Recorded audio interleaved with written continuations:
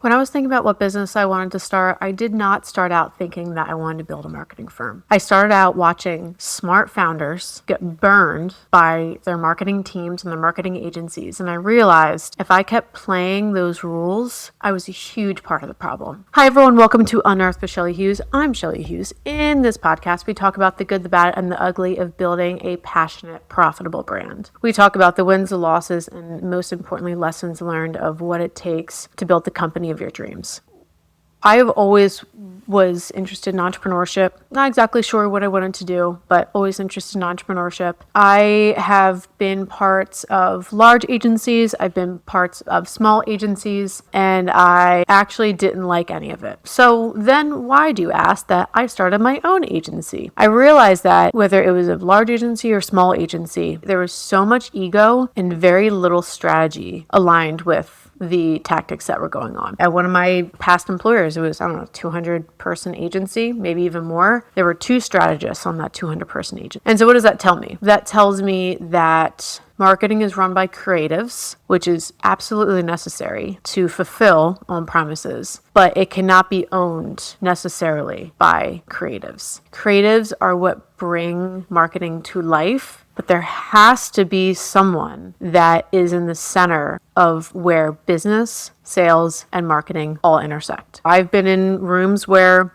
an agency presents a bunch of fluff to a client that I genuinely cared about. We built out campaigns based on what we think will give us the best awards and the sexiest campaigns, not really what's going to support the clients and their goals. Maybe I was on the client side before and I always felt sold to, and I felt like I wasn't being listened to, and most importantly, I wasn't being led by the people who know their stuff much more than I do. And so I always felt that gap between what is being promised and what was expected and what was actually honestly possible. And there was a lot of frustration, a lot of embarrassment in that, and honestly, a little bit of shame that I was even in the room at all in some of those instances.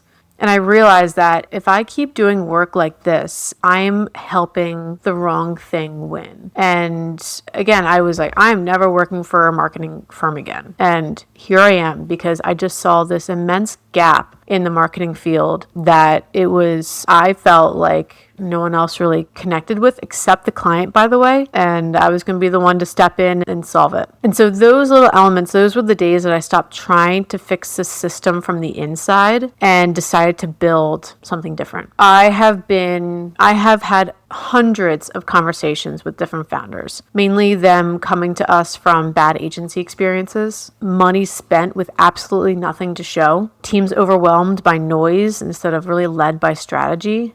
And you have to call out the elephant in the room, right? Depending on the marketing, I can never promise that there's going to be insanely direct one-to-one ROI immediately in marketing. If you think of digital marketing, for example, or you think of social media, or you think of SEO, it takes time to build onto what momentum you're trying to create. And the money spent and nothing to show. In any part of business, you can't expect immediate results, right? But it's that long-term, we're going to try this, so we're going to try this, we're going to try this, and nothing really related to the buyer journey, nothing related to the business strategy. That's when it really becomes an issue.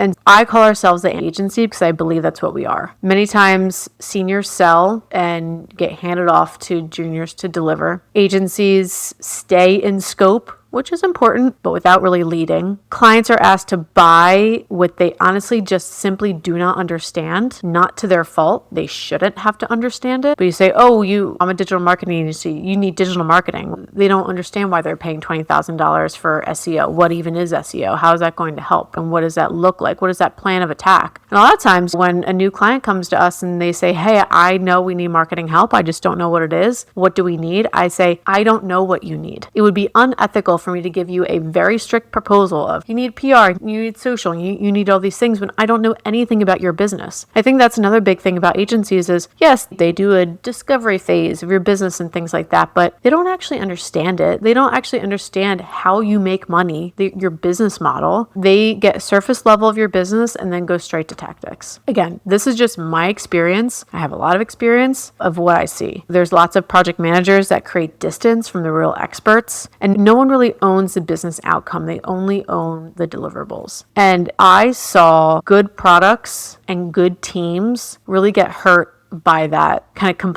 siloed model.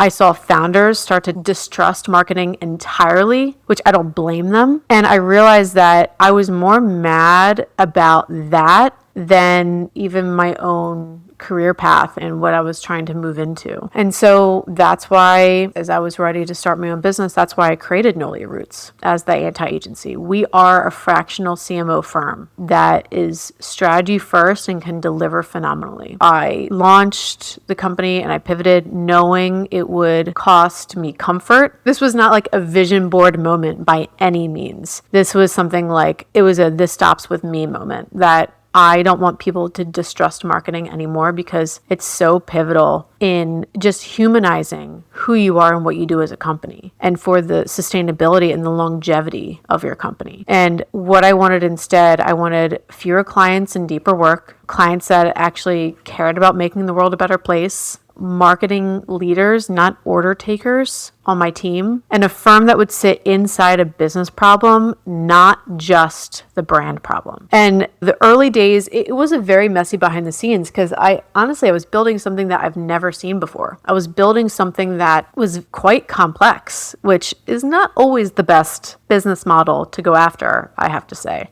But I also have to say, not many people can sit in that center of business, marketing, and sales. Hiring was really challenging. Training was really challenging for my team. I was doing way too much in the beginning because it was my philosophy that I knew had so many legs to it. But nonetheless, there was a small number of founders willing to bet on me because they felt my conviction and they felt my frustrations because they have the same. And so that's what really got us to where we are today, where Nolia Roots was built as an answer to a specific kind of damage. And it's a damage bad marketing leadership does to just really good companies. So let's talk about what that kind of looks like. I don't want this episode to be all about us. I want this episode to show you that I'm hearing you and I'm trying to let you know that there is another option. If you are distrusting marketing, if you're distrusting the way that you have been delivered and haven't been listened to, just let you know you are not alone. And that's something that I started this company to try to fix. So how that kind of shows up, right? And how we're solving that problem. So we are truly a fractional CMO firm first. What that means is you cannot have an agency unless you have that. We are phenomenal at executing on services, social media, digital advertising, SEO, all that kind of stuff. We are very good at that. Graphic design, website development.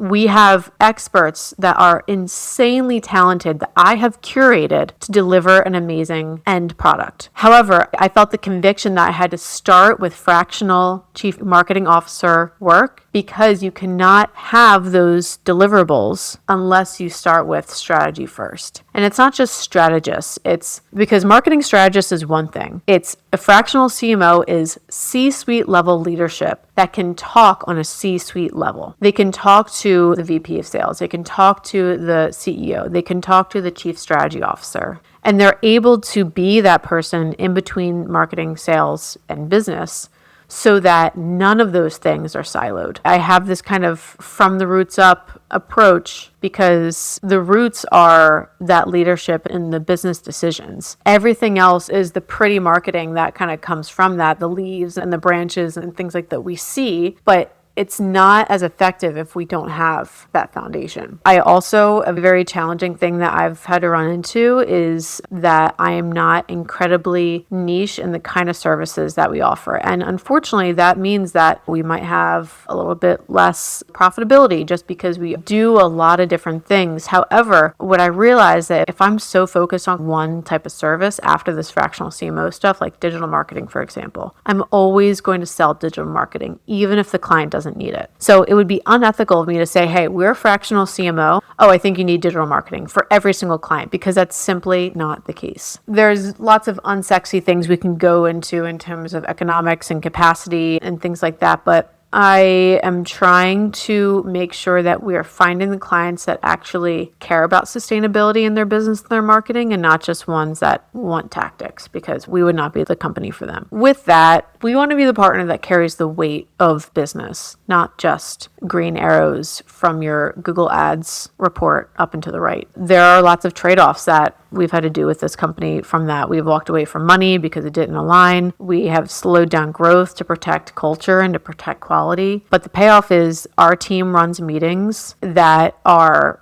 business meetings for our clients, not just marketing meetings. Founders that maybe come in skeptical leave as partners and not just clients. And so that's really why I started this company. It's to connect leadership and be really a builder of leaders for the company. I didn't build Nolia Roots because the world needed another marketing firm. I built it because the world needed fewer founders burned by shallow, misaligned marketing. And I feel sick about the way the industry normally works. There's lots and lots of talented people out there, right? But I think money gets in the way a lot of the time, and companies make decisions that aren't always in the best interest of their clients. So I instead of kept patching the old system, I really wanted to rebuild something that I wish existed, which as a business owner, I know you fully understand. So what I recommend is for you, audit one place in your business that you are still playing by the rules that you might not believe in. That might be industry rules or just we've always been doing it this way, whatever. And ask what it would look like to build an alternative instead. One thing about business and business owners and business leaders, we are never stuck. We always have a choice. They might be very challenging choices, but we always have a choice. That's for everyone. But it's a really interesting exercise for you to do. Again, past couple episodes talked a lot about complacency, to not become complacent and to build a career and a business and the life of your dreams. So I hope this was helpful of seeing where my mind is with how business can be just magical and changing complete industries. If you like this episode, please send it along. I would love to